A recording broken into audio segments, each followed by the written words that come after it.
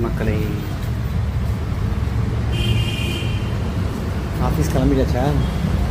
ஆமாம், ஆஃபீஸ் போகிறோம். ஆனால் இன்னைக்கு பிரதோஷம், அதனால் மாமா கூட பக்கத்தில் இருக்க சிவன் கோயிலுக்கு போயிட்டு அப்புறமா அப்படியே ஆஃபீஸ் போயிடுவேன்.